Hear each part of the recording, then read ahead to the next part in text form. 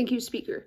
My name is Leah Cavler, and as the Leader of Opposition, I strongly urge you to reject the resolution to ban assault weapons. While I appreciate the government's concern for safety, their proposal is misguided.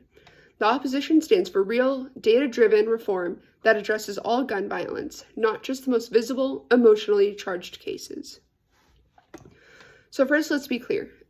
Banning assault weapons will not solve the gun violence crisis in America.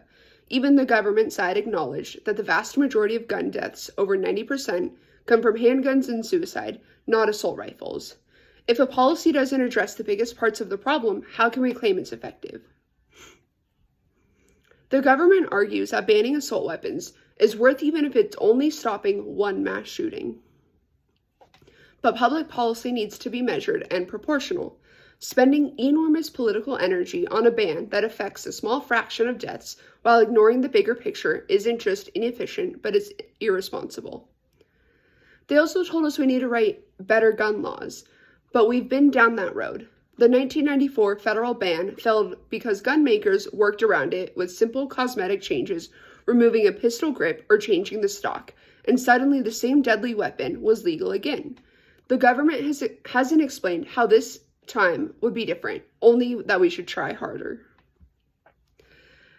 And then there's the argument that we can do both, ban assault weapons and pursue broader reforms like background checks and mental health support.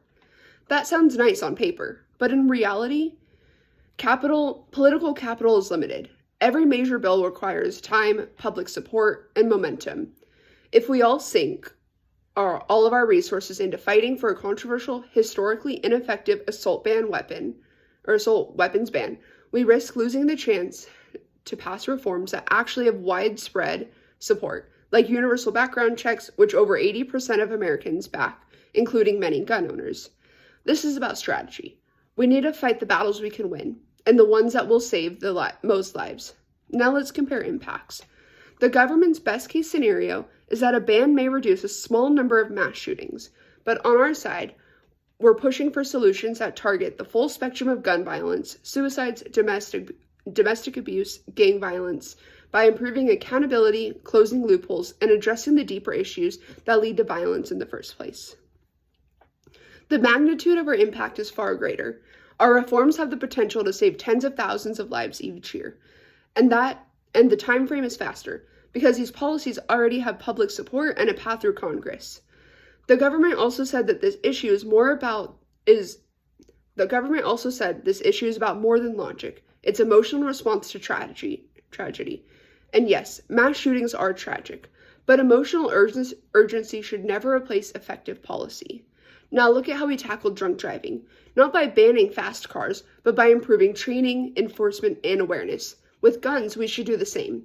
Focus on behavior, accountability, and prevention, not just banning a single weapon because it looks scary. Finally, banning assault weapons gives people a false sense of security. It makes us feel safer without actually making us safer. Handguns will still be in our communities. Violence will still occur in schools, churches, and public spaces, not because of the weapon itself, but because of access, alienation, and a lack of early intervention. We don't need a symbolic action. We need a serious reform. So to close, the resolution asks us to pour resources into a policy that doesn't address the real roots of gun violence. It risks repeating past failures, draining our political will, and delaying solutions that could save us far more lives. That's why I'm proud to stand with the opposition. We reject the resolution and call for a smarter, broader, and more effective reform. Thank you.